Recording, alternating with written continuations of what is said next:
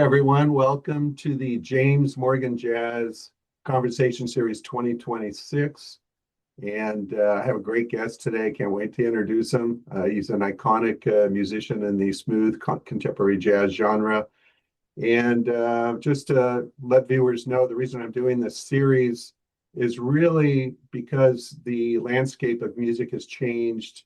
A lot of times we see musicians sitting in their room doing riff after riff, posting on TikTok, Instagram, and whatnot, and they're making great money. There's no need for them to have to go out and even play live because they're making more doing that.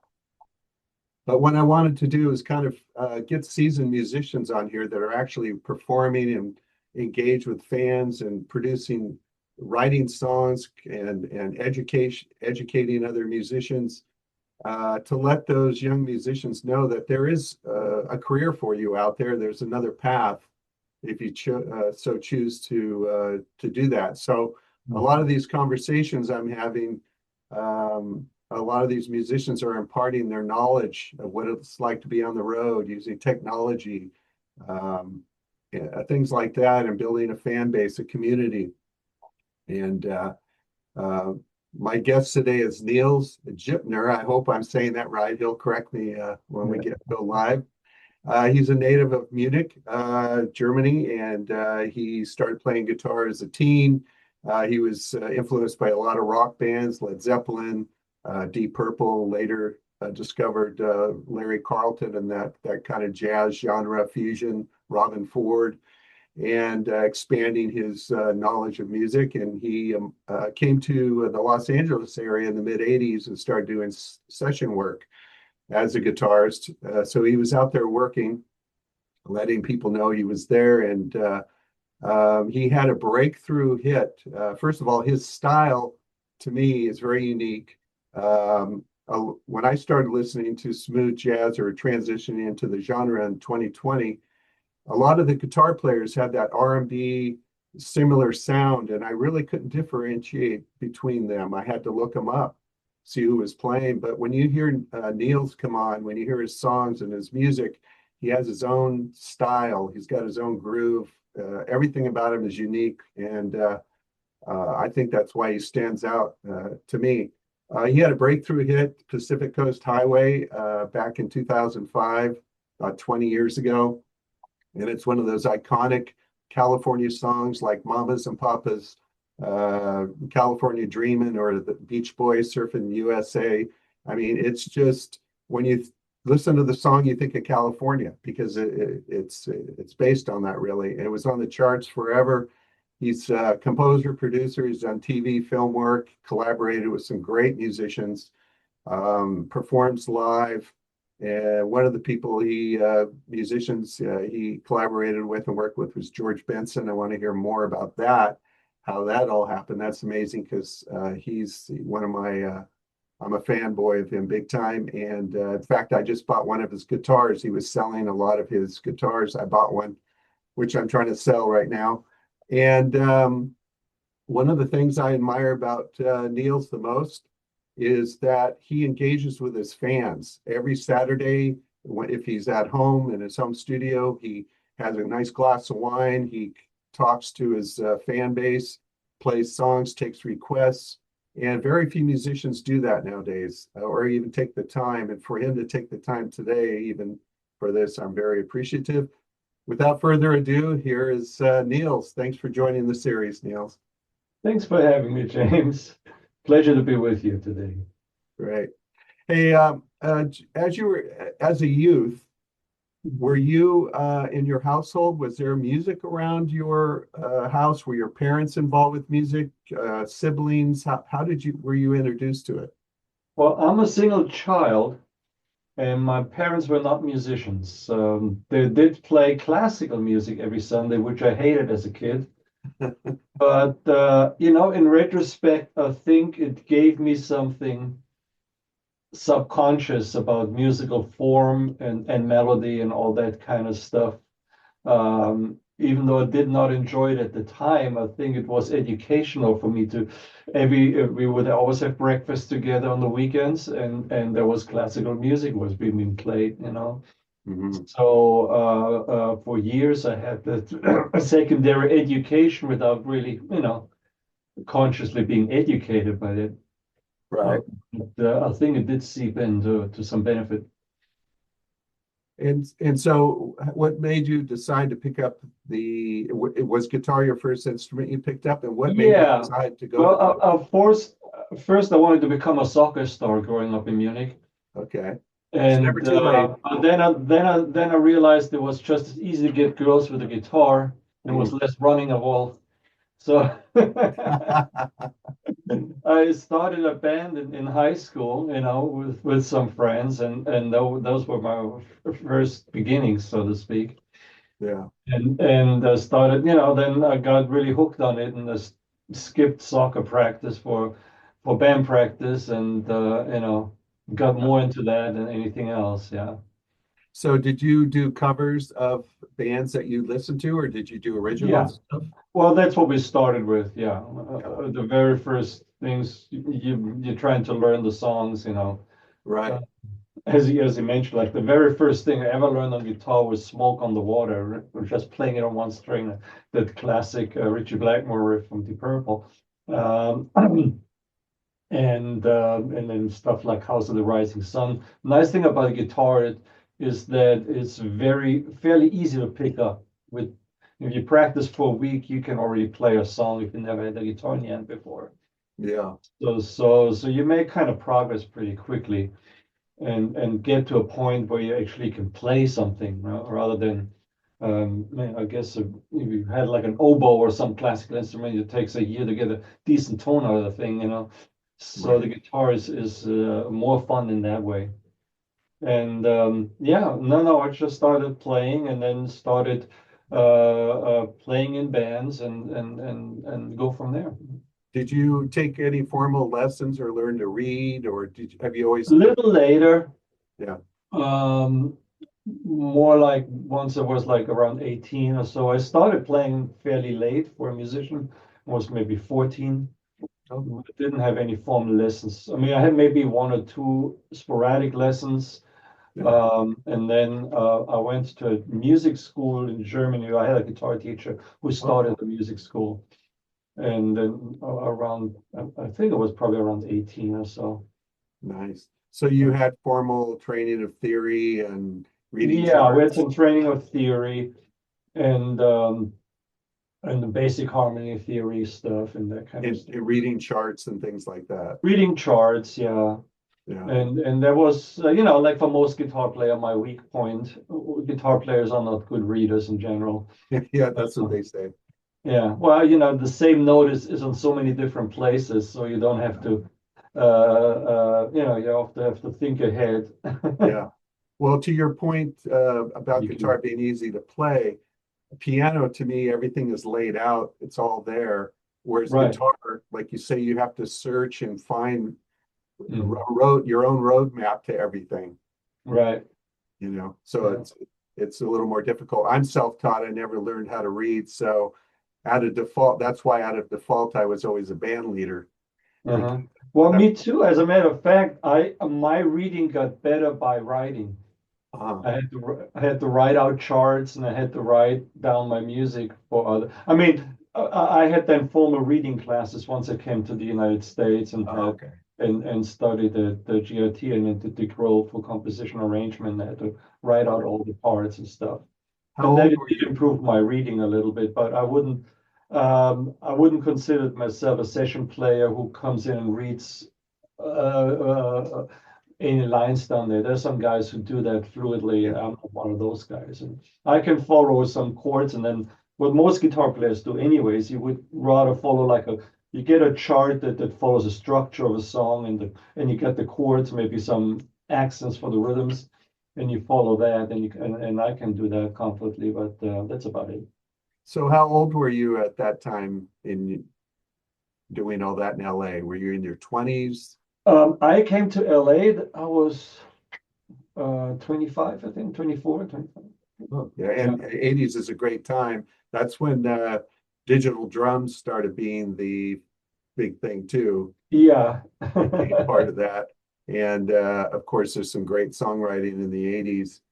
And then you're a session, so you're getting session work. Did you just go out and knock on doors, or did you network with people? Because you're from Munich, you don't know anyone. How did you manage all that? Yeah, I mean, at that point, I mean, I came here in, just to back up a little bit. I came here in 84, I think it was the year, and I went for 1 year to go to GIT study guitar at the Guitar Institute in Hollywood. Oh, great. And then while I was there, I learned about the Grove, which is a school for composition and arrangement. And I talked my parents into paying another year to go to that school, and studied arrangement. And then during that time, I met a guy who had a recording studio, and I started working as an engineer afterwards in the studio. Second engineer, worked my up to first engineer to I was able to use the studio downtime to start my first recording. So, Wow. mm. And so there's that iconic meeting you had with George Benson. Yeah. So George Benson, that was then like another decade later. Right. So Um, so in between that though, you're doing your session work, you're mhm. you're just working the circuit and you're building up your repertoire and your connections and your networking. How did you get to a point where you would even be a situation a decade later where you would run into uh, to build? Um, yeah, so this was thinking back, it wasn't easy. I mean, as you said, I was even out after school. My parents said, "Okay, we paid you the school, so you get maybe another 6 months, and then you're on your own, support for them." Yeah, yeah, And I was in a different country, yeah. English was my first language. I mean, even though I've been there for 2 years now, so I was uh, proficient enough, but it was felt like like a foreigner in like another country, Hmm. and trying to make my way into LA as a musician. Uh, it didn't always work smoothly. I mean, at one point, I even was thinking delivering flowers for a few weeks just to be able to eat, you Yeah, know. yeah. So I wouldn't say I was just like, come here and here I am, and then all of a sudden got all these sessions going. Yeah. And as I said, it was a decade where I had to struggle, and I started. I got the teaching job, which that helped. Oh, wow. Jennifer Batten just got the job with Michael Jackson, and she was teaching at a place called Valley Arts Guitars. They built guitars, which I have a couple of, and they also had a little teaching studio. So I got in there teaching guitar. And Wow. that was like one thing, my first stable income, so to speak, in the United States. Nice. And as I said, I met my friend who had a recording studio, so I started working as an engineer. I started sessions. I never was really that great on auditions. I hated auditioning. Hmm. I hated we see these other. I was intimidated. We see like another 300 guitar players lined up with their rigs, and it was oh man. Like actors. Yeah, Like yeah, exactly. So I never really got into the circuit. And even with the session work, I always thought I would want to be like Steve Lukather or Michael Landau, some of these guys who just do this one session after the other. yeah. And it was a similar thing, but I ended up. Funny thing is, I noticed I could write songs. And I never realized it as a special talent. In retrospect, there were several instances like in GIT where I came up and people came up to me, I understand you wrote this song. And I was like, yeah, yeah. That was one of my tunes that we played, that we performed there at school. Oh, that's Yeah. amazing. And didn't really think of it much. But it turned out later that I ended up hiring all the people I wanted to be like. Wow. Because I was a writer and I wrote my own music, and somehow I created the situation where English, like working in the studio, giving me access to the recording studio, learning how to do the recording part of it, the Hmm. engineering part, and then getting musicians together and using the downtime of a studio to actually start recording songs that were actually good songs that I've written. Yeah.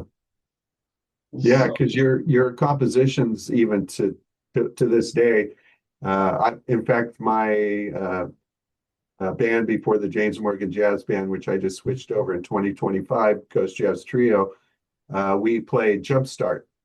Oh, really? Yeah, Okay. yeah, yeah. We Mhm. play it at every show, and we still do. We just played it a month ago downtown, and it was for an event. I do mostly events, and Mhm. we always kind of do it either coming back from a break or the Mhm. last song because It's very you up, yeah. you can go off on it. It's Yeah. just yeah, and it's a great song. And I mean, I've kind of arranged it for my Uh-huh. style a little bit, but Uh-huh.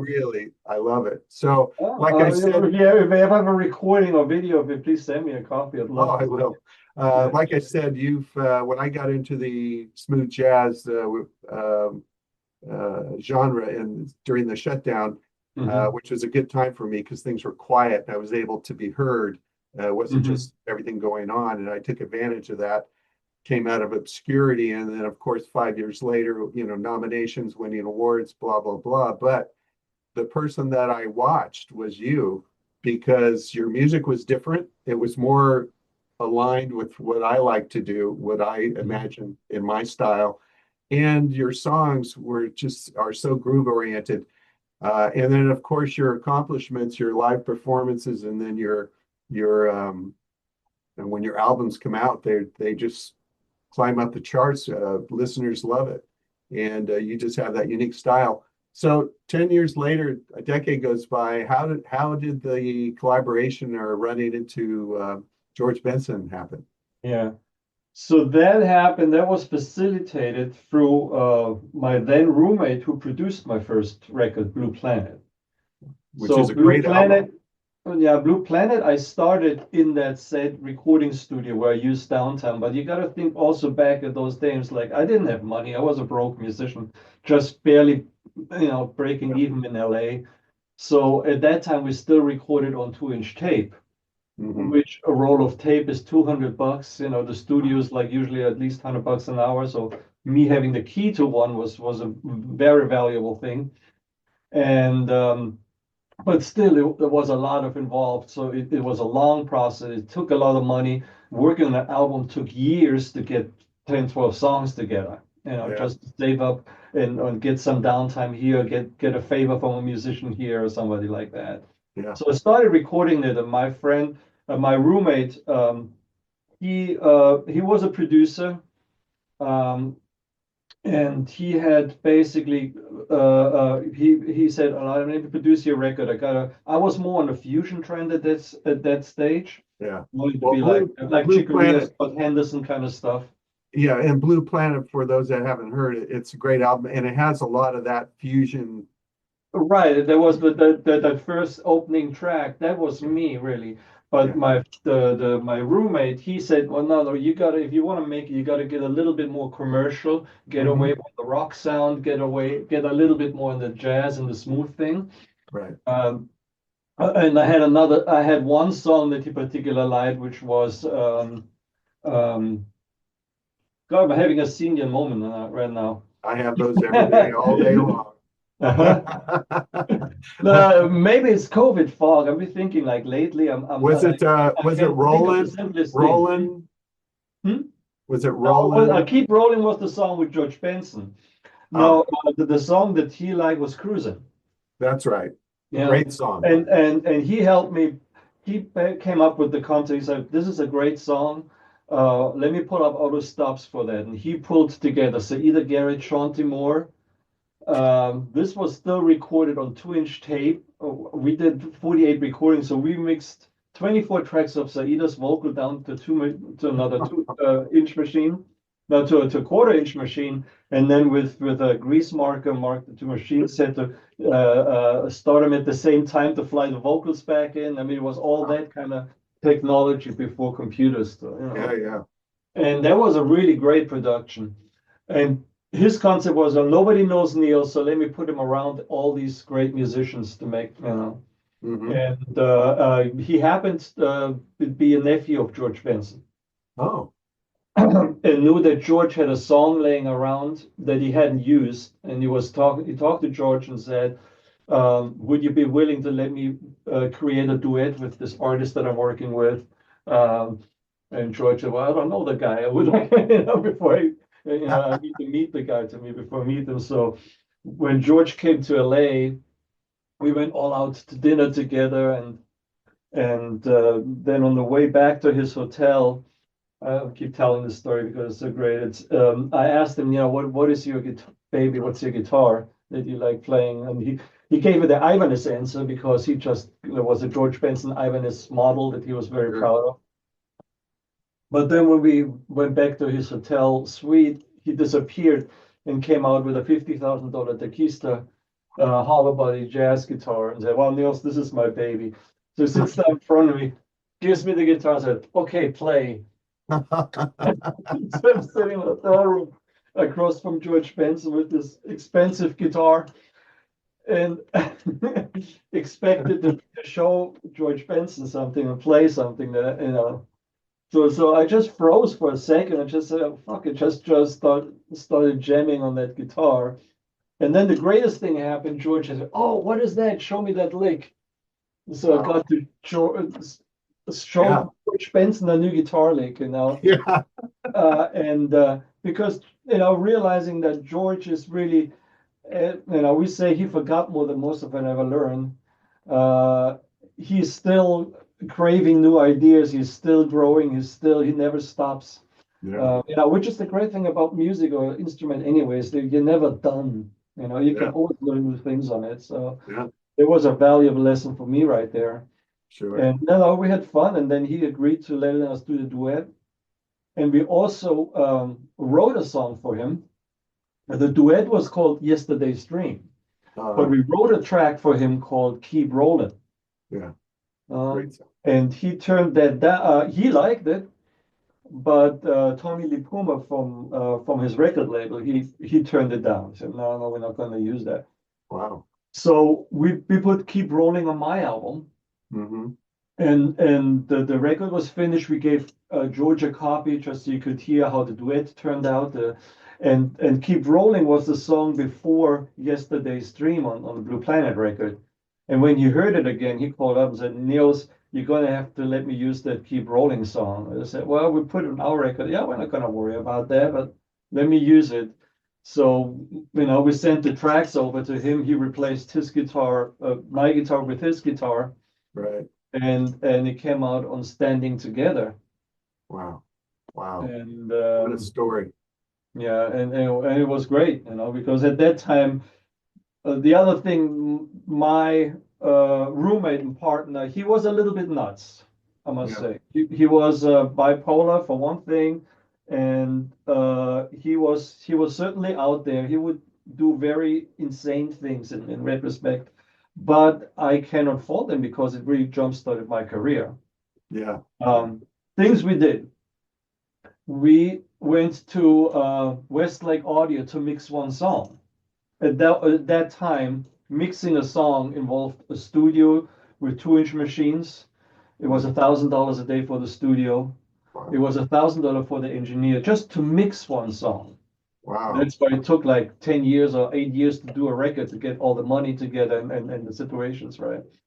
So just to mix one song. So we went into Westlake Audio to mix this song.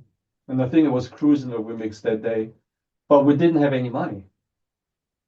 Right. So while Dave Rideau was mixing, we were on the phone all day trying to raise $2,000. So at the end of the day, we wouldn't get kicked out without our tapes.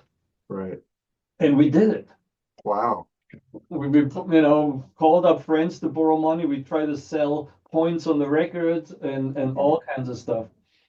And then the same thing with concerts. We looked at the Ventura Theater. Before I knew it, he had committed $5,000 by the end of the week to secure the theater. I had no band. I had no charts. I had nothing. And he would just do these insane things, and then it was all scram like crazy to get it together, not to drown, Right. It was just the way he operated. But some of these things started happening. We did that concert. We lost money on it, but fortunately, with the money from the George Benson record, I was able to afford it, make up for it. Right. But it was a very insane undertaking like that. But we did some very interesting shows. We called Neils and the West Coast All Stars. Oh, nice. And it was Ricky Lawson on drums, Sekou Bunch. The horn section was Eric Marienthal, who was Rick Braun and Everett Harp. Wow. We had Bobby Lyle on piano, Phil Perry and the late Carl Anderson were singing. I mean, it was a killer band, Yeah. and but that in itself was incredible challenges. We went through all kinds of stuff. Yeah. Well, speaking to his methodology, Mm. sometimes you need somebody because all of that, it's all about risk and it's all about belief in oneself. And a lot of times musicians don't have that particular belief or those skills to do that. So sometimes you need somebody. Yeah, it's an interesting lesson that I learned there. That he said, well, because I said, well, I can't afford this. I said, well, if you don't believe in yourself enough to afford this for yourself, why are you asking me to do this for you? Yeah, Because logic. he wasn't, I didn't pay him, he was, Right. he just did it, but he demanded that I basically, I mean, I sold one of my guitars. I did, Well, you know what that tells you is he believed in you more than you right, believed in yourself at the time. And yeah. to have that kind of person out there doing what he did, Mhm. it got results. It may have been It crazy. did get results. It did result. It also it was very, very stressful. I mean, we did three of these huge shows. The first one was a total, we took a bath financially, of course, but it was a great experience. The second one, we got a promoter, but he jumped 1 week before the concert. Oh, And the record label filed bankruptcy. I got a record deal, a small little distribution deal on the label, and they filed bankruptcy while I had done a deal with a radio station to give we're giving away 20 of your records on the hour, and for the 10th caller, yeah, for advertising for it was, I think, the Bakersfield Theater, you know, yeah. we advertised the show and they give away free CDs. Well, the label never delivered any CDs. So I Oh. had to go to Tower Records and buy 20 of my own albums with all my credit cards so I can give them away on the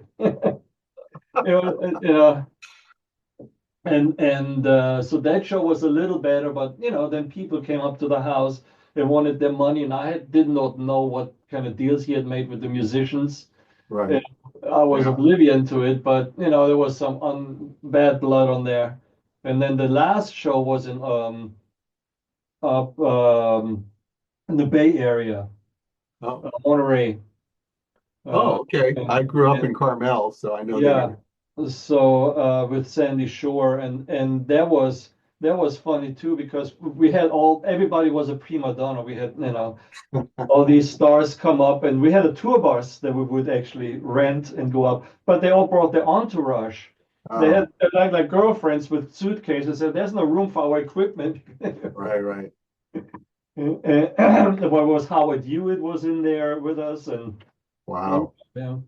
So and the stress was so hard that we had a fallout, because these things were always done under such pressure, Right. trying to mount this unmountable, this really unmountable task. And usually we took a beating, it Yeah. was really a profit thing. Right. But that thing started me, all of a sudden I knew from that, I knew Ricky Lawson, who then played on my successful next 8 albums. Right.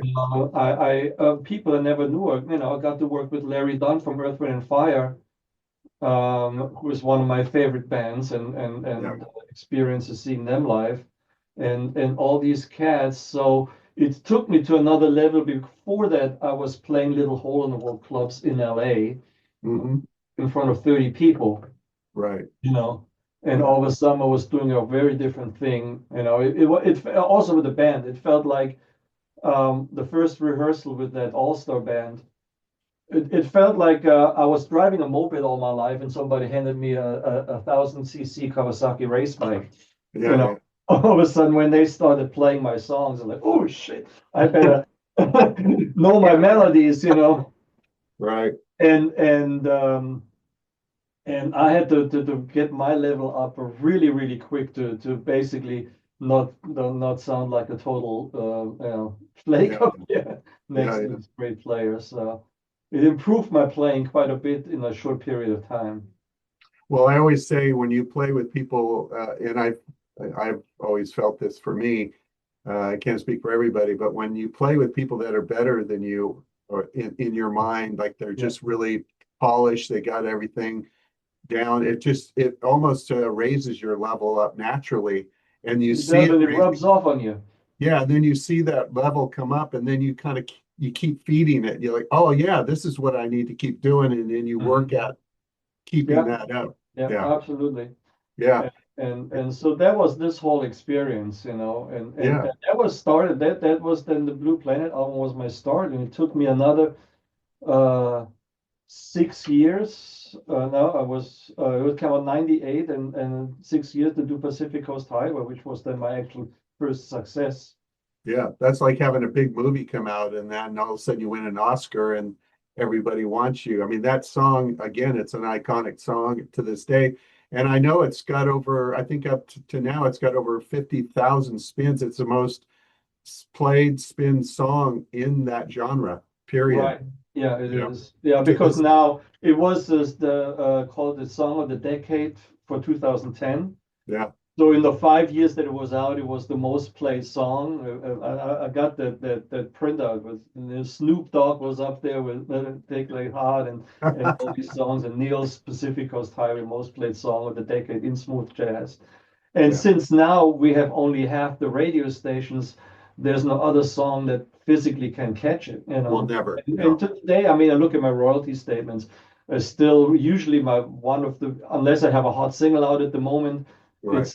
it's one of my biggest posts on my still to this day. Yeah, So it's I got lucky that it became kind of like a classic, iconic song. oh yeah, it's like the commercial, "Where's the beef?"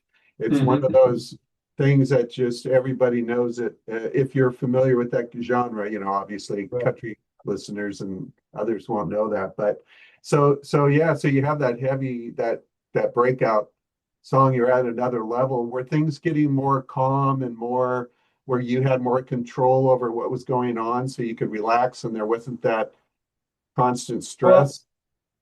yeah, I mean at that.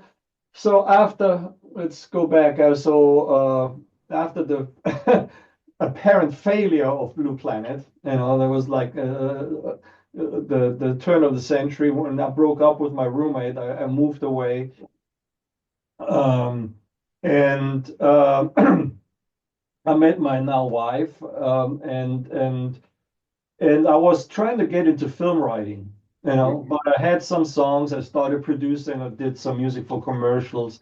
Produced some other artists.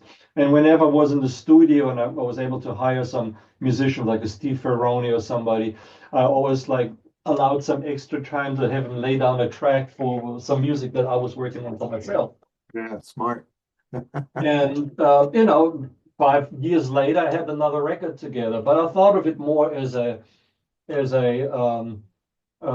calling card, so that Uh-huh. I could go to film Mhm. producers and say, here's some polished music that I do. It's not necessary for your movie, but you see the Yeah, quality of work that I can produce and all that kind of stuff. right. And I remember well when the record went out, I played it for two people only. One was Frank Cody from Rendezvous Records. At Uh-huh. that time, and there was in 2004, Rendezvous just bought up all the smooth jazz artists from the big labels because they were dropping smooth jazz. Right. Warner Brothers and all the big Sony labels. So Mhm. Rendezvous bought them all up. So all they were on, there was the big smooth jazz label now, Rendezvous Records. And he heard it and he liked it. And he said, you would be the first a new artist that we would bring out, Right. On the label, So yeah. I was excited about it, and then I was giving guitar lessons in my neighborhood. We lived in a very nice neighborhood, so I gave the guitar lessons to this girl, and I told her about it, and she said, "Oh, now my parents have a record label." Oh, So I gave them a copy, and they called me back. Oh, we really love the record. We would like to do something with it. yeah. So, so I called Rendezvous back, and I started to realize in Rendezvous I would be kind of like an experiment. I'm not really a priority. And with the experience on the first album that they just totally dropped the ball, not even telling me that the label went bankrupt. Yeah. I said, well, I'd rather go with the little mom and pop label. Mm-hmm. They cannot afford just to do it as a write-off. They Right. will at least put in the effort, and so I said, okay, I'll go with you guys. Is this Tom Hayden and Yeah, TSR? that is Tom Hayden Yeah. about it. And I was going to ask you about that, how you got with them. So it's great. Keep telling the story because it's almost like you're more of a family than just an artist with them. Absolutely, But go absolutely, for yeah. No, and yeah, and he So puts you out went the with Tom record. Hayden. Yeah, with Tom Hayden, with Baja TSR. That's the label I'm still on to this day, by the way. Yeah. And he says, "Oh, the song came in the charts and it was top 10 and it was number one." And it just stayed there and it was all of a sudden like, whoa, Right. And But you're helping each other because they're a mom and pop. You're mhm, want to find something, so it's benefiting both of you together, right. you Yeah, know? we still have that symbiotic relationship to this day because they're doing also my radio promotion. Hmm. And the better my songs do, the better more money they make. So Hmm. Yeah. it's a win-win situation in that. So I'm lucky in that I do have. I mean, a lot of artists these days do very well just doing it on their own.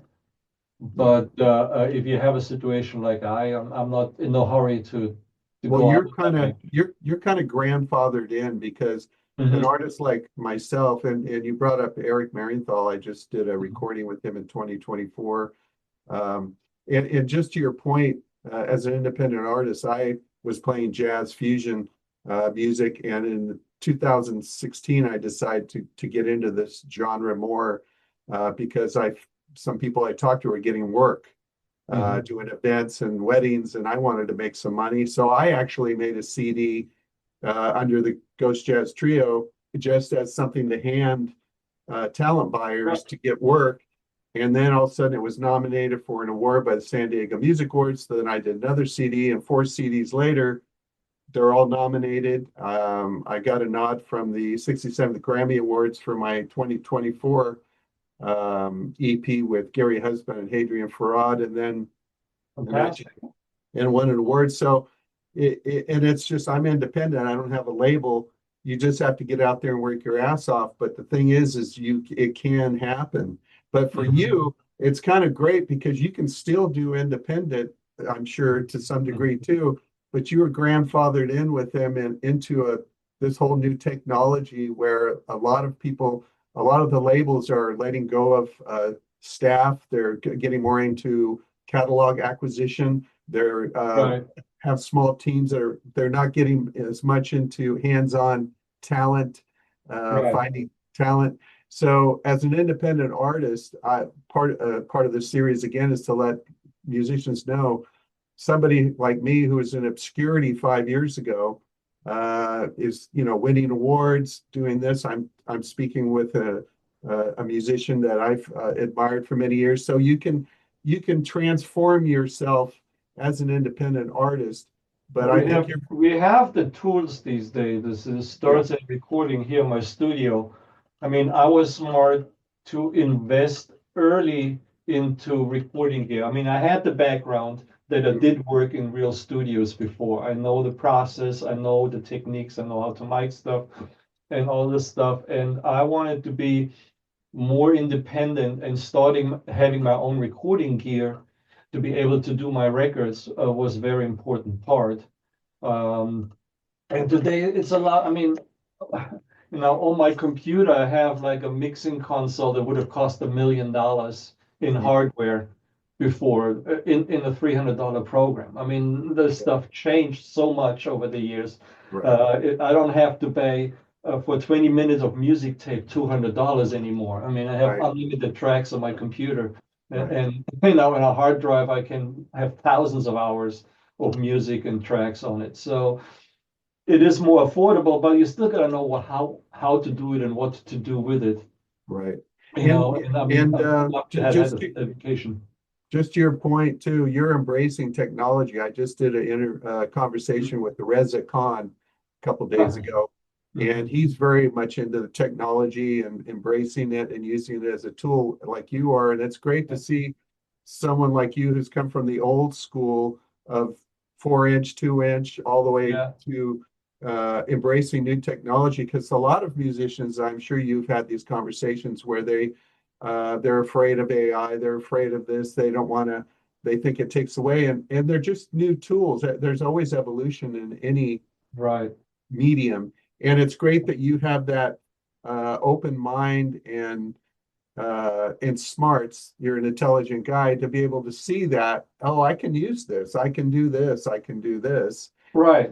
Yeah. Yeah. No, no, you got to, I mean, it, the whole music business changed so much over the last few Yeah, decades. I mean, yeah. when we went from, I read a good book about, it was the whole thing about Napster, you know, when Uh-huh. that started, when the streaming started, when basically people were getting the music for free, so to speak.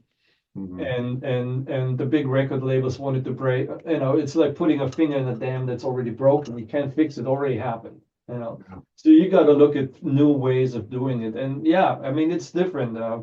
My wife was married to a pop star, and they were able to fly to an island for a month and spend 2 days trying to get a snare sound. You know, Mhm. those kind of budgets we don't have anymore, and they're not going to come back. Well, You know, there's no even Taylor return. Swift it has to be a little bit more conservative. Yeah. Well, Maybe in there's the future, she can afford to do whatever she wants, but anybody else on a natural level, they're going to have to basically to produce an album for a very, very reasonable amount of time because we're not selling records anymore. right. Um, and that's a whole nother dilemma right now that I still do albums. A lot of guys just want to do one song. I mean, Reza is a good example. I produced a few songs for him. I Uh-huh. produced one hit he had, and we were talking just a few months ago, and he just wanted to do maybe an EP, maybe 2 or 3 songs. He didn't want to do a whole album, and I kind of understand. It costs more money to do a record. Yeah. Yeah. Um, Well, I think. as you know, the waterfall method, a lot of people are doing now, which is you come out with a single every 6 weeks, and that's what I'm doing. I've been Uh, doing because what happens, you come out with your single, it acquires the numbers that you can get as far as spins and all that right. and streams, and then you take the body of that work. If you do 6 to 9 or however many at the end of the year, you can take all those and come out with an album with them all, and then apply the numbers that you got to the singles to the kickoff of the album. So the album kicks off with much better, higher spins and analytics. Right. And so, uh, But I know that that's one method. The only problem with that is this. Me doing a 12-song record, which my label allows or actually insists on me doing, mhm, is that we're only getting like 3, maybe 4 songs onto radio from that mhm, record, which leaves another 8 songs that don't have to be necessarily radio songs. And when I mhm, talk about radio songs, it's there is this thing, especially in this format, where a radio song, you know, you don't want to be above 4 minutes. yeah, You better off with an upbeat tempo. It's a certain style that has a sure. better chance of getting into the top 10, Mhm, right?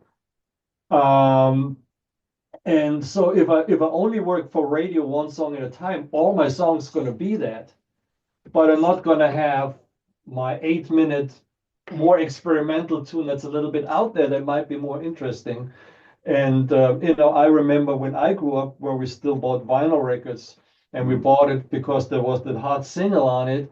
But we listened to the album over and over, and after a while, we always said, "Oh man, check out this song." And it never was on the radio, but mhm, it became my favorite track, and I really got closer to the artist because I saw some of their other sides and I understand them more. You know, mhm. sometimes the radio single can give you a whole different impression of a artist than what he's really about than when you really get deeper into it.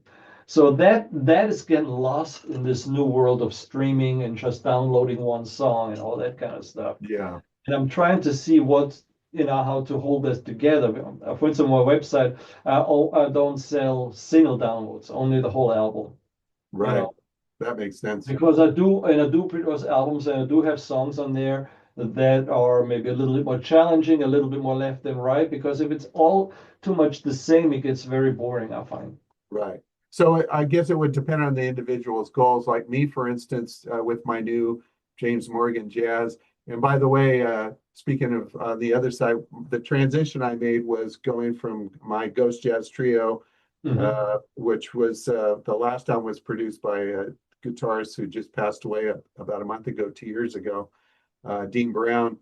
I was a jazz fusion player, and I wanted to play jazz fusion. Well, it's not going to be on smooth jazz, and I'm probably not going to play it at a wedding. So I just recorded it for me, but of course, then it ended up winning an award and so on. But I see to your point, but what I'm doing with James Morgan Jazz, I have Pete Ferenz involved as a producer, and Sandy Shore too.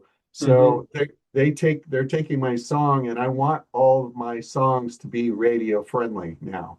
Because before I was doing that, I'd have one kind of jazz fusion song at the end, and it's costing me money to record that song. And there's no return on your investments anymore recording for an independent. There just isn't. You're just doing it to get it out there. But so for now, for me, monetarily and cost wise and budget wise, I totally understand that strategy. Yeah. So it's got to be for me. Changing the world in that way. Yeah. Right. But now you're coming out with a new album, I think. I'm currently working on my 14th album. Yeah. And is there a title yet, or anything I you can think tell us about it? I'm playing with the title. I don't have an official title yet, but I think we're gonna be all right. Nice. Which I think is a tiny good title. Yeah. Message of hope. Well, we're gonna be fine. Are you collaborating with anyone on it? Any special guests, or is it you and your? Because you have a band that you've been playing with for a long time. Which is another way of a strategy that I deployed in producing records. I have a crew of people that it's almost a community where we help each other out. Like my good friend Johnny Britt, for instance, he lives down the street, which is very convenient for LA, and he plays trumpet, he sings. He was the music director for the Temptations. He's like a killer singer. Plays trumpet and plays piano, three things that I don't do. And I mix for him. I do sometimes I help him with some artwork. I can play guitar for him. So we kind of like whatever I need, he's there for me, and whatever he needs, I'm there for him. Nice. And the same with Oliver, my percussionist, and Claudine, vocalist and keyboard player. Yeah. And in my band, right now I'm playing with Corey Mason and Aaron Mason at Mason Brothers on drums and bass, and they're really, they come over if I need them to, and I can ask them for a favor if I really need them to, to lay something down for me, and so it helps to pull the stuff together. It's easier to work on people. Some people I trade my time for yours.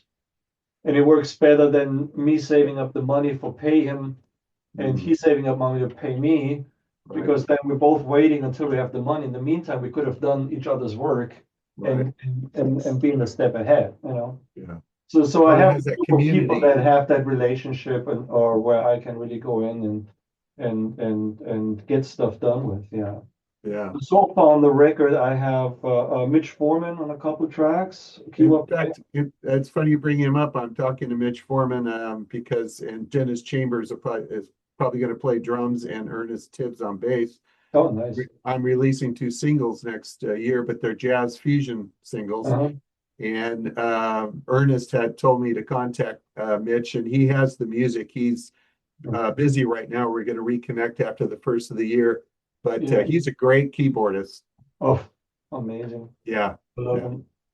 He has that really fluid, jazzy Yeah. style that they Small just, world. yeah, It's small world. yeah. Yeah. I know, I love that playing. So you have Mitch and Then I have Jeff Lorber on one track. oh wow. Great. Yeah, and that's actually an old track that I produced 10 years ago that I revived and never really made it to radio. Hmm. But I kind of I did it for another artist first, but he never really got it with this. So I kind of took it apart and took some elements out of it and recreated a song out of it. And yeah, but it came out really nice. Nice. Yeah. And the rest, yes, my crew is a lot of Johnny on there, and I just last week I recorded percussionist Eric McCain, Okay. who when who I met through in the time where we worked with an All Stars band, and I So have this one is song out to Nelson Rangel. He's oh going to do some flute solo on the track. And yeah, other than that, I'm still what I do when I do a record, I do maybe 15, 16 songs, wow. and then I narrow it down to the 12 that really fit the, you kind of got these ideas and there's sketches in the computer, and you start evolving. And some of them is just like, I Hmm. don't know. Yeah. I still gotta still think about it a little bit longer, or the melody is not quite where I want it to be, and you know. Yeah. So some songs, sometimes the songs take longer or don't come out the way you want them to. So to have a few spares is always good. And so when you're But fit on a composing, record, you know? yeah, and when you're composing, what is your has your composing process changed from 20 years ago to now? And what is your process? Do you come up with chords? Do you come up with a melody? Do you sit down and actually write, or are you riding your bike or walking the dog and something comes to you? How do you come up with All of the above, all of the yeah, above. yeah. The one thing I do when I attempt a new record, I do spend dedicated time on writing. Let's write something. Basically, you get so caught up in your life, with, Yeah. I have to go to this gig, and then there's family, and then And you have to get leisure married. time, or you just want to practice, or So, but when I'm working on an album, I say, okay, I need to make time for writing. Yeah. But what I do is I just write anything. It doesn't have to be for the record. I just get the juices flowing. It could be it could be a pop song, a rock tune, an electronic album tune, whatever. And I don't judge it. I just put ideas down. Oh, this is kind of cool, or I find a new sound on the keyboard and play around with that, or a little a groove, or I sit on the couch, play guitar, and find a new riff, and say, oh, let me put that down. Uh-huh. And then I look at these ideas, say, okay, like let me work on this a little bit further and flesh it out. Right. That's how these initial songs come together. And I have this huge folder of maybe, I was starting out with 20, 30 ideas. And then it's like some I discard right away, okay, or they're just 4-bar grooves or something, and then some of them, okay, let me put a form together like this, maybe stretch it out so it's like 3 to 4 minutes long, Hmm. you know, and Yeah. see how this flows together. So at that point, then I have songs, and as I said, like I end up with about 15 of those. Right. And then I keep working on them and really like let's fine tune the melody, let's fine tune the groove, and let's go and actually record some real bass on that, because I might just use the Logic AI bass for Right. my writing, using the tools, so to speak, that we So have you here. create a mock-up basically A first. mock-up, yeah, like a Right. skeleton, a mock-up of the song. Right. And then And when you give it to the your mock-up to a bass or drums, is there an order that you give to the certain musicians, or do you give it to the bass and the drums first, or a yes, keyboardist? I do like to. Sometimes it has to do with a convenient. For instance, let's say Johnny lives close by, so he might play to something that I still have just sketchy bass and drums line. But usually, I do like to start on the bottom because Mhm. everything needs, especially in this style of music, it needs to lock to the groove Yeah. in my mind. Yeah. So you don't build a house from the outside in. You start with a foundation. Yeah. So I do like to start with drums and bass. Right. And and I have a vast library of drum recordings. So Yeah. sometimes I do reach back with one of the new songs. One of the songs I used an old Ricky Lawson drum recording and just wrote a new song on top of it. Wow. Nice. Which enables me to, have some good drumming there right from the start without having to go out. Right. Um, and So you have a catalog I've of got, yeah, yeah. over the last 20 years, I got hundreds Yeah. of recordings of gate drumming and all kinds of stuff. Yeah. And I create loops out of my own library, or I recut a new drum track, and then I see if that's good. And if the music doesn't fit, then I go in the studio and let's record drums, use it as a guide maybe for the feel, Right. and record new drums like that, and bass like that, and then I can obviously put my guitars down anytime, and Mhm. keep polishing up the track and see what else it needs, in the production. Right.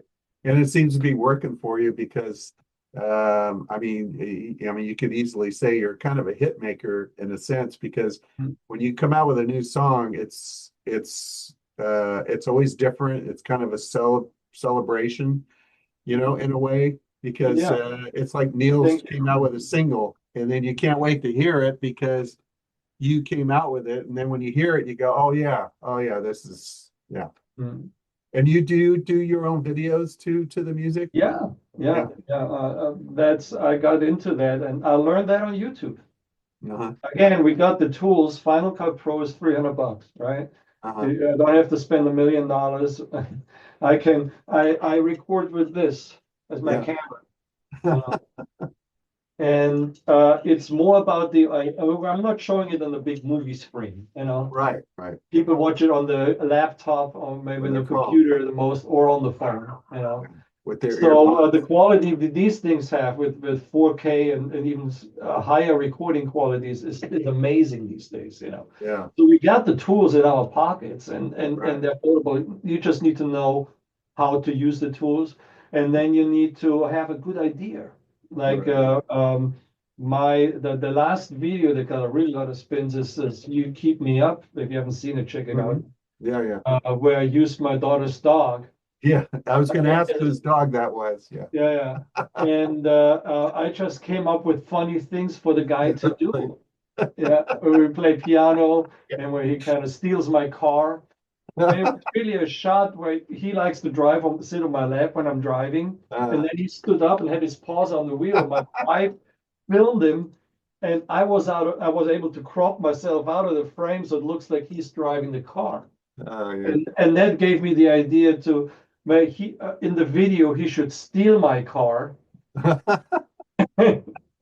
And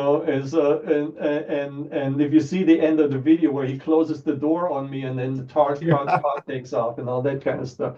It's fun. It's basically about being creative, having a good idea, because the tools are available for me to do it now. And Right. if there's something I wanted to do and I didn't know how to do it, yeah, YouTube is an incredible resource of how do I do this in Final Yeah. Cut, and you get a million ideas and answers. Yeah, yeah.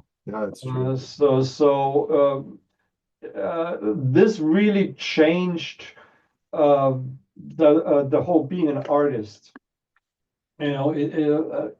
Today, especially for you new artists, I assume you can do everything. You have the ability without being a millionaire or be out to $1 million record deal signed to one. You can do stuff yourself. And you Don't kind of let have it to ever these hold you back. days. You just have good ideas, have good songs, Mhm. have good ideas for video, and you can pull stuff together if you're smart enough and willing to learn the tools. Yeah, You know yeah, yeah. and not everybody is built that way. It's like I do have like for production. It's like a lot of I know some artists. I do produce other artists, and they're good players, but they don't have the head for mixing, for recording, and all that kind of stuff. I do have a technical mind, maybe, which gives me an advantage in that area, Yeah, that I don't mind learning how to do some video editing, or how to do a certain how to get a certain sound and mix and EQ and and all Right. that kind of stuff, and how to use compression and all, Yeah. And well, you have a talent for it too. And the other thing is that you have a curiosity and you still have that passion. And like you said, you can just keep doing it. There's no I'm going to retire, as they call it. I always No, call it I can't retire. yeah, I call it The reinventing. funny thing is about retirement, because a lot of my, friends back home, they get into the age where, okay, we're thinking about retirement now, and I got 2 more years, I got a few Yeah, more months, and then I'm retired, and I said, what are you talking about? I'm just getting started, exactly. and even if I was going to retire, what would I do? I would be ending up doing the same thing I'm doing anyways, because Right. it's just a way of life. Well, I'm 68 and I got my start, 5 years ago, really trying to get back in the scene. So age really isn't it. And I don't believe in retirement. I just believe in reinventing yourself. Yeah, Uh, that's a very good point. That's important. yeah. That's And important to now listen. if you could choose between live performance and recording, if you had to do one or the other, what would you choose? But to me, it's the yin and the yang. It's two sides of the same coin. You Yeah. know, I love both. Yeah. Um, when I'm out on the road, I'm anxious to get back in the studio. When I'm in the studio too long, I'm getting claustrophobic. I want to get out and play. Right. And So connect with so people. I don't have I don't have a preference, because I love both, the You love both. performance part. I mean, And the one thing about performing is, it has to do with the business side of it. mhm, It is more stressful to perform if you're playing clubs, because then you need to basically make sure there's butts in the seats. So you need to promote, you need to, talk to the booking agents and all that kind of stuff. And that's more stressful, I find. yeah. Um, uh, Unfortunately, in our business, the big festivals are almost like cornered and a Yeah. closed market for the big agents. So it's hard to get in there. Once in a while, you get a big festival, but they don't have enough work for their artists. That's why you see the same acts on all Yeah. the big festivals, Yeah. Yeah. because they got them cornered and you can't get in. No. And those are the great gigs, because you just show up, you plug in, you get more money than you would ever make in a club, Yeah. and you move on to the next one. You don't have to do one thing of promoting nothing. Yeah. So on the clubs, you have to hustle a lot more and get that together. Right. But I noticed that my Saturday show that's on YouTube now, Nils Live from Home, did help me a little bit, make it easier to get people to come out to see my shows, like Right. that engagement and that's one of the reasons why I keep that up to this day. Yeah. I started doing COVID, but I keep that up to the day that I do. When I'm not on the road Saturdays, I do my show, Right. and, and it keeps me playing, for one thing. It's not like, man, I hadn't had the gig in 2 months, and all of a sudden I need to work my songs up again, because I'm playing them every week. Right. And Yeah. that's one of the things that I admire about you as a artist, especially where you are in the game, because you're established and you're known. And the thing is that you still connect with your audience. You do that Saturday show, you have your glass of wine, how's Mhm. everyone doing? And you also, which I find very um, touching, for a lack of a better word, is that when you're going through things in your personal life, like passing away of your father, and you had to go Mhm. away for a while, and then getting married, it's like we get to experience these pinnacle moments in your life, whether they're sad or happy. Mhm. And to me, that shows that what you are where you are because of the fans, because of the people that support you, buy your Mhm. music, go to your shows, and listen to you. And I think the Saturday show and the way you reveal your personal life to people in a lot of ways is you're giving back to them. You're saying thank you, and if Mhm. you come along with me, I'm feeling this way. And I really admire that, because there's not a lot of artists do that. The bass player Saunders, can't think Tony of it. Sanders. Yeah, Mhm. he does a little of that, and then the keyboardist, can't think of his name, but he does some on YouTube stuff, but Mhm. live. But it's just a great thing to see that you're doing that. I had one musician that I was talking to about doing the series, and his first question was, "How much am I going to get paid?" And I said, this is not for profit. I'm trying to impart wisdom about what the business was like, find out about musicians I Right. admire and that kind Mhm. of a thing. And I understand that, but for you, it's really about engaging with the fans, and I think that's a great thing. Now, a lot of musicians, when they're on the road a lot, and they don't have a practice schedule. They're doing sound checks during the day. They're playing gigs at night, 3 hours. So they're already playing for maybe hours a day. So they don't really have they might warm up a little bit. Do you have a practice schedule, like a time you set to go into your studio to either work on No, music? no, No? no, no. It's just like my Saturdays function as such. That's Yeah. also another reason I keep them up because I did notice it does improve my playing, my dexterity. Hmm. Because it's not just that I'm playing like for 45 minutes music. It's like the 3 hours before that I sit down. I have to relearn some of the songs. I Right. play them through usually, Right. and so I am playing for several hours a day. Right. And then, during the week, I record Yeah. Yeah. So um, you're and so I'm on the guitar right. on a regular basis. Yeah. And again, that's to viewers, younger musicians that may be watching this and other musicians. Yeah, practicing is important because I know people religiously play Oh, 2, 3 hours a day, but it's not always about that. It's really about a story to tell and yeah. finding. When was the time when you were playing music on your journey that you felt you found your voice, like you found your groove, that you were able There to? were there were a few moments. Thinking back, since my parents were musicians, so they had even though they paid for me to go to Los Angeles and go to the music school. Yeah. And even after that, they were still like, yeah, but you should really I dropped out of university. I was studying electronics at the Technical University of Munich, and I just couldn't see myself doing that for my life. Yeah. So, but they say you should finish college or university, or you should really have make sure you get another job or, Mhm. something to fall back on kind of thing. Right. And as you grow as a musician, as you learn, you have these, they taught us that in GIT, it was interesting, these platforms. You have this area where you feel great about yourself, Hmm. but that's usually when you hit a plateau. You just learn something new and it's fun and you feel great about what you're doing. And then you have this periods where you're kind of struggling, you have doubt. Hmm. Am I really good enough? Can I really hack it? For me, that was pretty extreme because whenever that period happened, the voice of my mom came back up and like, you're not a singer, you don't really a musician, and the doubt came up, and it was like really hitting me hard. I was getting Yeah. depressions and all that kind of stuff. Um, but then I had one experience that was doing my the growth and I studied composition.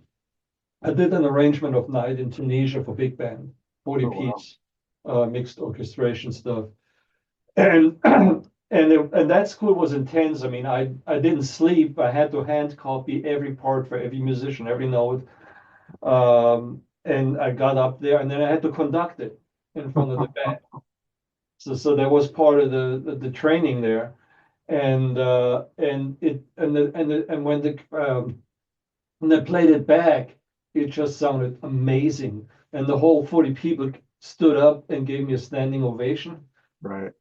At that moment, I knew, yeah, I'm in the right field. I can do this. I can do this. I know, and that's compared to other peers who are these days professional composers and stuff. Yeah. And so I knew that I made the right choice with my life going in that direction. So that was one thing, and that voice of my mom, you're not really good enough, never came back up since then. Yeah. That really Yeah. squashed that. And So, then like I guess Pacific Coast Highway becoming such a huge hit was another yeah, big turn commercial in my life where I success. said like, okay, I really can compete with the best. That I Yeah. really can get up there and be competitive, and really make my mark. So, Yeah. but it's more than that. What's the moments I treasure is when some people come up to me and or write me or saying, like your music really helped me with some hard time, or I heard your music every day during that period of my life, and I really want to thank you. And it's kind of like realizing that you contributed something to the world, Yeah. that's lasting and really a positive force in the world is for me like one of the greatest awards of what I'm doing. Well, I was talking to Brendan Rothwell a few days ago. We did a Mhm. conversation, and he said that he couldn't tell me because it's such a public platform, YouTube, but he had people email him and contact him from Australia and other countries saying this song that you wrote got me through this and Mhm. this and that, and if it wasn't for that. So yeah, I see that point, that it's definitely an important point. You're affecting people's lives because Yeah. music is a vibration, it's a frequency, and it's Mhm. notes are invisible, they're intangible, they exist in the ether. And what artists do, like you and Brendan and a lot of great artists, they take this intangible thing, it comes to them, and they take it put through into a physical environment in a way that's not only pleasing to the ear, but it has a message, a story, and you're allowed you that's a talent, that's a gift, Mhm. because people that are listening to it don't have that gift. The people that go 9 to 5, the plumber that works all day is driving home, gets home, he's tired, he just wants to have a beer and listen to some music, and then he puts on, one of your songs, and then he feels good. Right. Um, Well, that's what it is. I would characterize music as a transmission of emotions through sound. yeah, You know, perfect. and uh, yeah. So I think that's a great. And for me, those are the great moments. I've cherished those. Yeah. What's the greatest piece of advice that has stuck with you that another musician has kind of given you, that just pops out of your head, that you kind of live by? Well, for a couple of things. Um, fi- find some people you like to work with. Don't do it. You can't all do it all alone. Your music or my music gets better by the time I actually get other people involved. Hmm. And Agreed. as much as I have my own ego and say, oh, now I know how to do this, all this, all that. As soon as Johnny comes in and plays his keyboard, or I have somebody else playing it, all sounds so much better. Yeah. You know. So that's one thing. Music is still a communal thing you want, and it's not about competition. And that's the one great thing about these relationships I have that I was talking about earlier. Johnny is an artist himself. He has his own records out. I have mine, and we're not competing in a way. It's like I gotta get in front of you or whatever. No, Yeah. we're helping each other. It's a community thing. Right. That's my issue, I guess, personally, that I never was good at auditions, or that I never liked auditions, because Mm. it's a competitive game there. You Yeah. know, I don't like shows like The Voice or the America Got Oh Talent yeah. for that reason, because it's like, Yeah. no, shouldn't be competition, should be It's we art. also they all sound great. Yeah. Why would you want to judge that this one is better than the other? Because it's also personal. What I might find fantastic, somebody else might, I hate this shit. Yeah. Yeah. You know, so you can't judge it in that way. Yeah, no. So find people to collaborate with is one thing, and then Mm. the other thing is, yeah, educate yourself about the tools that are available, because they are available, and you can don't let anything hold you back. And especially when we come up, it was always like, okay, if we have after Christmas and get some extra money, we can go in the studio and record one song or something like that. That doesn't, you can do right now. You can start putting ideas down, Yeah. and start working on it right now. With very limited means. Trust your creativity. Don't let that hold you back. You Well, I know. just myself, I don't have a home studio, but I just purchased what's called the Lava Studio. Hmm. I don't know if you've heard of it. It's brand new. Um, and it looks like a giant iPhone, basically. It's a box, Uh-huh. and it has a screen that pops up about 85 degrees. It's got over 30 amps on there, 300 other gadgets. You Uh, can take actual commercial songs that are retail and program them in there, and the AI will separate all the stems for you so you right. can put your music in. And I thought I would do it because it's reasonably priced, like you were saying. It's under $1,000.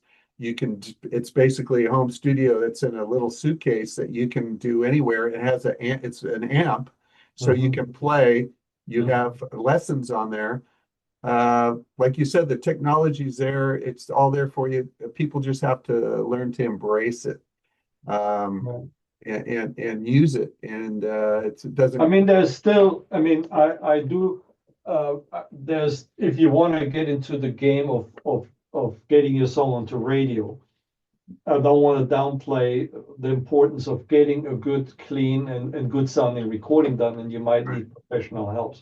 Most people do. That's what I do for a lot of other Yeah, artists. speak to You that for know, sure. um, and it does cost some money to get the songs out there, to get hire some musicians and hire people like me to produce and mix the record.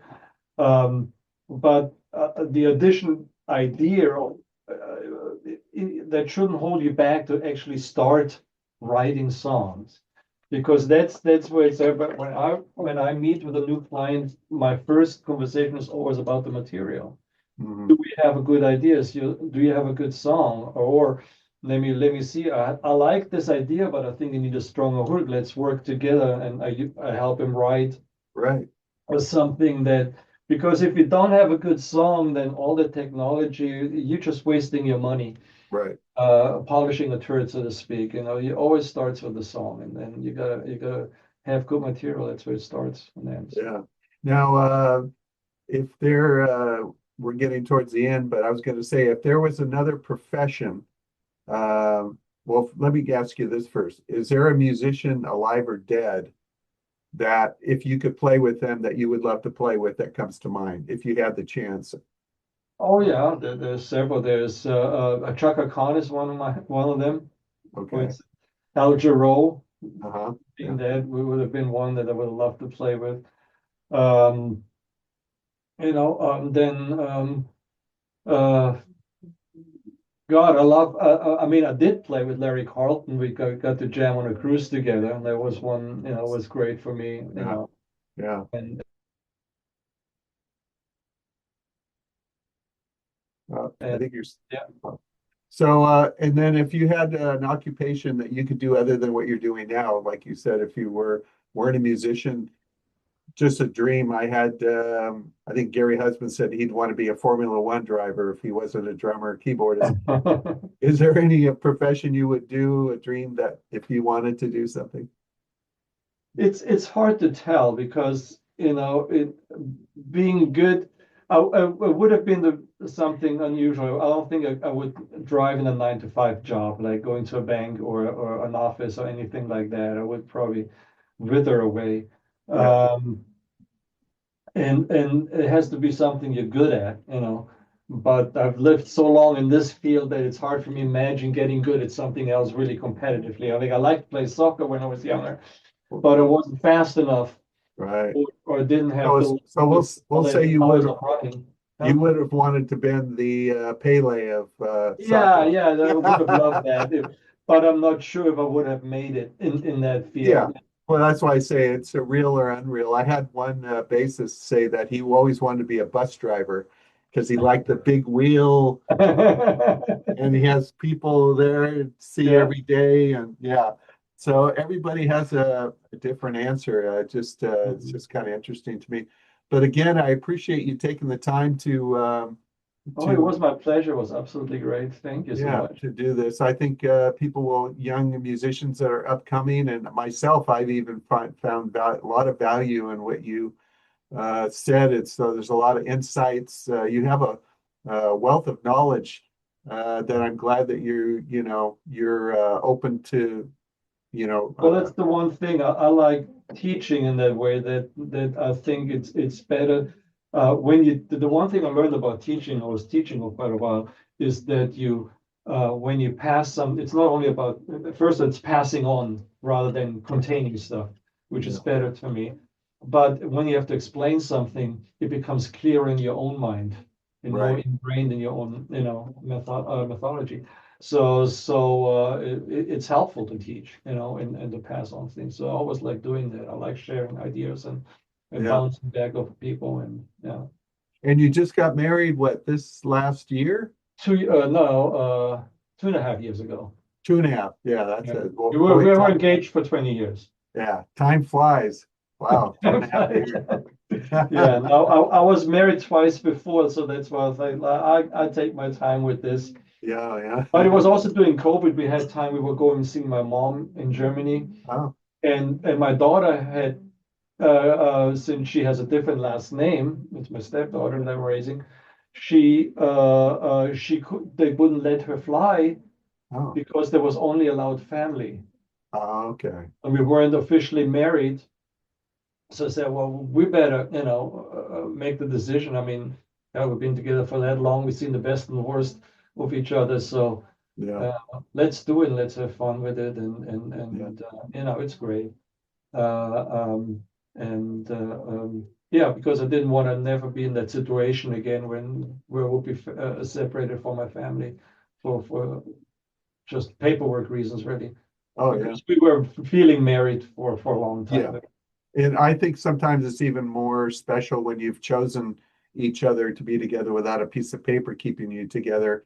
You're choosing to go through all the things you have to go through in life, Yeah, knowing that being with each other's in the end yeah, is the most important thing. yeah. Yeah. My Really. uh, Yeah. my fiance lives in France and she comes and visits every 4 or 5 months. She's a teacher, music Mhm. and a singer. But is there before we go, is there anything other than the album coming up? And obviously let people know about your Saturday Mhm. regular thing. And then do you have any? I know you're playing Spaghettini. Spaghettinis Mhm. coming up next year. Yeah, the next two shows is January 25th down in San Diego at Humphreys, Yeah, yeah, and on February 21st is Spaghettini. And then in everything else is going to come later together. I'm a little late to getting my schedule for next year together because I'm so yeah. concentrated on the album release right now. Um, No, but just if you let everybody know, I mean, my website, neelsmusic.com, has a lot of information. You can listen to all my music and download the music, but it also Buy has the about music. Niels, about my gear, and about some of the stories Yeah. that we talked about are on there. And then my YouTube channel, Nils Guitar, has all my music videos, my live show, and live videos, and has a series about Logic because I use Logic on stage Okay. for backing tracks or additional production tracks that runs with the band, and we're playing with that. And I have found a brilliant way to control it with a foot switch, so it's not a fixed form. So in Right. other words, if we want to stretch a solo, it can go as long as we want. And when we're done, I press a foot switch, and then Logic moves on to the next section and all that stuff. Wow. And so I have a series on my YouTube channel explaining exactly how I do that, even how I do that with OBS on my Saturday show, how I use Right. the music and the video to switch the cameras and all that kind of stuff, Yeah, yeah. Which you do educational well. stuff. And I got an Instagram channel. I'm not that big on Instagram yet. I'm just starting to build the Instagram crowd, which is Nils Music. Everything is Nils Guitar. All right. Nils Guitar or Nils Music, basically. My Instagram channel is Nils Music. My main website is Nils Music, but then the YouTube channel on Facebook is Nils Guitar, all one word. Right. Mhm. And are you working with any gear companies, any sponsorship at all, or? Not particularly. I mean, I have an Ernie Ball kind of sponsorship, and then I get my strings at an artist discount. I Yeah, work with Boltner amps, my guitar amps. Reinhold is a good friend of mine. right. I got into the Camper, the guitar modeler. It's not a modeler, it's kind of like it samples guitar amps. Okay. And that's a new Like a thing. Kemper? Camper, yeah. It's this stick right here. Oh, I don't know if you can. Oh, Okay, yeah, yeah. Yeah, I'll make sure that I put all the links that you're associated with in the YouTube description too, Yeah. so they And can. and that thing really changed a lot for me, my working process. It's two things it does. First of all, I can take my Bogner sounds with me on the road, which Okay, was always a challenge because nobody has these fancy amps as backline. And right, sometimes you get some good amps, sometimes you bag. Now with this thing, I have a consistent tone, and it right. really sounds like my amps. I mean, I was blown away Mhm. what that thing can do. So I have my sound with me on stage. And for recording, I can start right now when I do this record, I had the real sound early in the song. So I can actually put the demo guitar down. And if I played, oh man, this verse is just, I don't have to touch it. I don't have to replay it Right, because it's already with that sound that I want. right. And I have total recall. I can go back later and do this rest of the song with the same sound and will line up. When I record with my amps and microphones, and I have to be concerned about the mic position, the amp setting, Venue, preamp setting, and all that kind of stuff. room. Yeah, And a lot of times I'm too lazy to meticulously mark it down, yeah, take yeah, yeah. take photos of the exact settings, and so this thing makes it a lot easier to work with, So Yeah. I use that a lot on the record.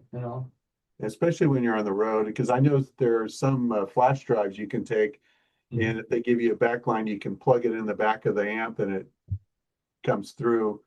Oh, Uh, yes, yeah. but Well, they have a lot of new stuff coming out in there. It's finally to the point where it actually sounds good. I mean, yeah, it was, when it first started, I was an amp purist. So yeah, I don't play this shit. mhm, This sounds like plastic, but yeah. now I would say, man, I couldn't tell the difference to tell you the truth. And you don't have to lug all that gear around anymore. You just have your, you know.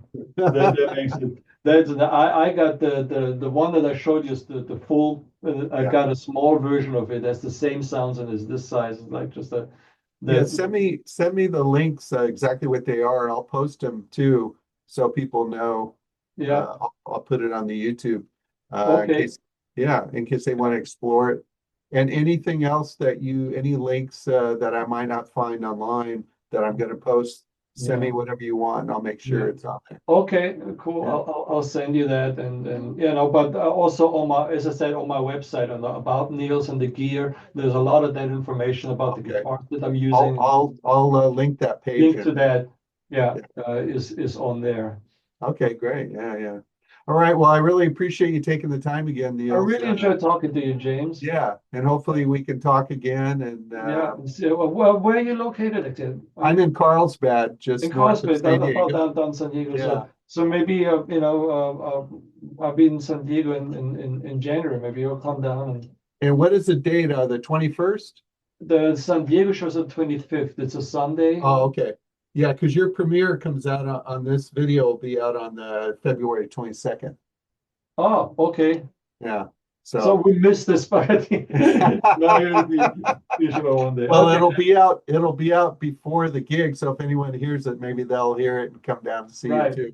That's what Uh, I'm hoping. I might try to fit it in sooner if I can. I was doing every 2 weeks, but I have so many people interested. Now I'm doing what I call 2.5 week. I'm gonna have to do it every week, I think. Otherwise, it would be till the end of the year next year. Oh, okay. Yeah. Yeah, no, So but I mean, this is how the whole thing changes. Like this stuff that you're doing right now used to be organized by big corporate record labels, and you had to go to a studio and do this thing. yeah, Now you're doing it out of your home, and I'm doing it out of my home, and uh, we just got to get creative to get around these things, and there's we can get stuff out. I mean, yeah, again, we're not making that much money that we used to with music, but it's the pennies that start adding up. I can sell a CD in Australia yeah. at the same time that my CD comes out in Los Angeles. That used to Right. be unheard of. Yeah. Well, Um, I'm using a company called Spiny Media. They're out of Oregon, and I ship them all my CDs, and mhm, they have me distributed in Target, Walmart, Amazon, all the big stores. And you keep 100% of the money. You just pay a monthly fee for mhm. storage, and they do all the shipping. They have way better rates. I have people buying my CDs from London having to pay $60, most of that going towards shipping. Yeah. And now they pay $15 to get it shipped there through Spiny Media. And I don't have to do it. I don't have to go down in my car and wrap everything and, send it out. So they're a great company. They're new. And they're starting to get a lot of big people now that are coming because it's a great service, and they have their own marketplace. And again, I'm in Walmart now and Target. I would have never been in there if it wasn't for them. It is all possible to do it these days. You just gotta really get up in the morning and do it. That's one thing. Another thing, if I may add that to the question about being an artist, what it takes, because I have some great musicians also in my band who are wonderful musicians, but they're not artists. Because they might sit down for hours a day practice, but they're not willing to do all the other work, like hustling to get people to see, to come to the show, do the social media, to create a fan base, to do all this other stuff that's basically crucial. Creating a brand and distributing your own visibility. That is part of how to be an artist these days, And that's basically, like I said, I came out of obscurity, and I'm not the greatest guitar player, I tell people, or composer, or performer, but I'm a good marketer. And because I learned how to market myself, because I used to work with Tony Robbins and other people in that world. So I've taken those skills, and I took myself, started out with the Ghost Jazz Trio, and now the James Morgan Jazz Band. My next single that comes out on the 30th of January is called West Coast Smooth, and it's produced by Peter Friends, and it's recorded live. All my songs are recorded live. I go right from my rhythm right into my solo, no overdubs. And to me, I want to keep that magic in the room, but again, it's because I do the work. I get up in the morning when I'm doing a campaign on smooth jazz. I get a list, as you know, you get a list of all who's giving you the spins. I get that on Monday. On Tuesday, for 4 years, I never missed a week. I would send emails to all of them, thanking them or asking if they would add me to their rotation. And because of that hard work, I am where I am now, and I'm happy where I am because I'm actually able to have a career at it and enjoy myself doing it. And it's because, like you said, you have to get up every day from early morning till late at night. It doesn't matter what it is. It's work. You gotta love it, and there's more aspects than just your instrument that go into it. So you gotta embrace all of it. You got to create the brand, and you got to build the brand, and then market it and deliver. So, all right. Well, thanks again, Niels. Thank you for having me. Hey, have a wonderful holiday. Happy New Year. Much success to you. Yeah, thank you. And I'm going to try to actually come down and see you at Humphreys and come and say hello at least. That'd be great. Be great to shake hands in person. Yeah, that would be great. Get a picture taken with you. That would be great. Love to have it on my wall. Please. All right. All right, man. Thank you. Take care. I'll see you then. All right.